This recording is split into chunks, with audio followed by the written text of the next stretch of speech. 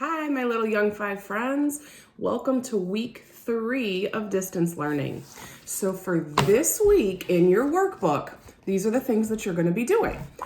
Just like every other week, we're starting with reading, and you may read to your parents or an older brother or sister.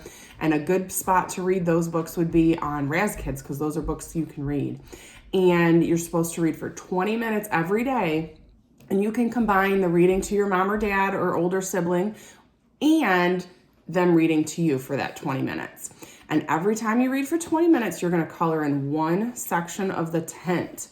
And then you're also going to write down and have somebody help you write down the name of one of the books that you read each day. Okay?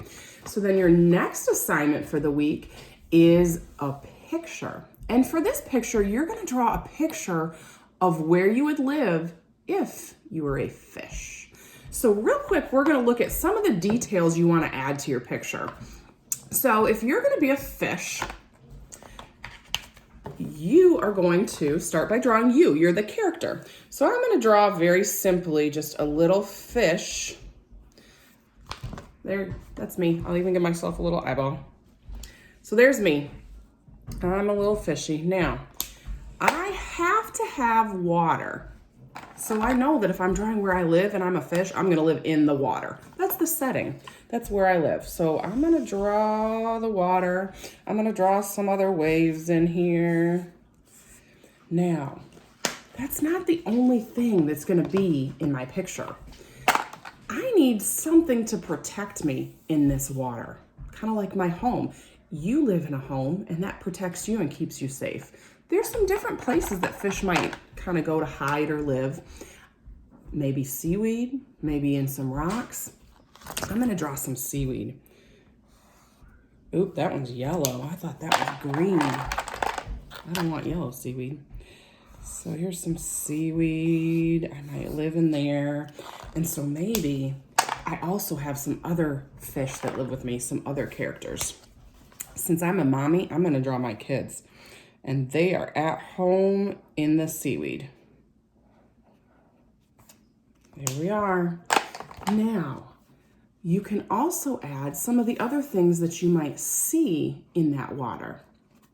And that's up to you to add some more details. But I want you to make sure you at least have you, your fish, maybe some other characters with you, where you live. Make sure it looks like the water, because could a fish live on the land?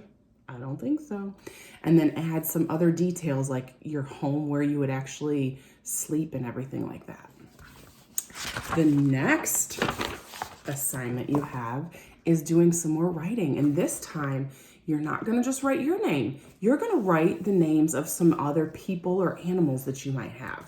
So right here, it starts with mom. And they give you an example to make sure that you start with a big capital letter. And then look at how the other letters are small, lowercase. That's what you want your writing to look like. And when you write your letters, I want you to think about our song that we sing. Where do you start your letters? At the top, okay? So if you're gonna write somebody's name, you might not know how to spell it, okay? So you gotta think about the sounds that you hear. And to do that, we're gonna stretch those words out slowly and write down all the sounds we hear. Now they give you some suggestions. You might write your mom's name, your dad's name, your dog's name, a neighbor's name, or your sibling's name. Your sibling is your brother or sister. You don't have to do those. You can pick different ones if you want to. So let's go with the dog, okay? Let's say your dog's name is Emily. Who knows? So what you're going to do is you're going to say the name Emily nice and slow, and listen for that first sound. Emily. What do you hear first? So you're going to write that E. You're going to start at the top and go straight down and make your capital E. Okay? And then you're going to say it again and pull it out nice and slow. Emily. What do you hear next? So you're going to write a lowercase m. See how little it is compared to my capital E? And then we're going to stretch it again. Emily. Ooh, what did you hear? Some of you might hear an I in there. If you don't, that's okay. If you heard the ol, you could write that right there. And then you're gonna stretch it again. Ready? Emily. Yeah. So we've got our Y. Okay. Capital E at the beginning, lowercase in the middle and the end. Okay. And you're gonna do that for all those words.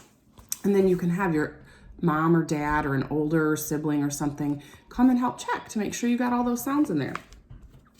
For the next one, you are going to do some sorting, okay? So each section has some different things that you're gonna look for. You wanna look for the picture that does not belong in there. So if you look right here, there's a bunch of balls, but oh, that one doesn't match. It's different. So you are going to cross that one off. That means you're gonna put an X over it because that one does not match. And you're gonna look at the pictures, the groups of pictures, and do that for each one of them, okay? The next one, we've got some numbers. So we can count these numbers to help us know what they are. That's not a one. 0, 1, 2, 3, 4, 5, 6, 7, 8, 9. Okay, now where do you start writing your numbers? At the top. So when you do your 0, you're gonna make sure you start at the top and you're gonna go down and around all the way back to the top. Down and around all the way back to the top. And then I want you to make one of your own. Even though there's nothing there to trace, you can make one of your own, okay? And you're gonna do that for all of those numbers.